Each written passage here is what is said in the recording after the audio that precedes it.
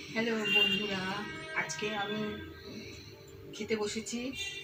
এখন বাজে তিনটের সময় খেতে বসে সবাইকে খাইয়ে কাজ করে কর্ম করে তারপরে কাছাকাছি করে চান করে ঠাকুর দিয়ে তারপরে আমি খেতে বসেছি। খাওয়া হচ্ছে, দেখো, এক পিস ইলিশ মাছ ভাজা, ডাল, আর এখানে গাঠি কচু দিয়ে আলু দিয়ে মাছের মাথা দিয়ে ইলিশ মাছের মাথা দিয়ে ঘন্ট, আর হচ্ছে একটা মাছের বড়া, কাঁচা লঙ্কা। ব্যাস, এই আমার আজকে খাওয়া। এই খেতে বসলাম। এখন কি করবো সারাদিন? তাড়াতাড়ি খাও, দেরি হয়ে যাবে, অনেক বেলা হয়ে গেছে। কি করবো, সময় পাই না। কি করবো বলো?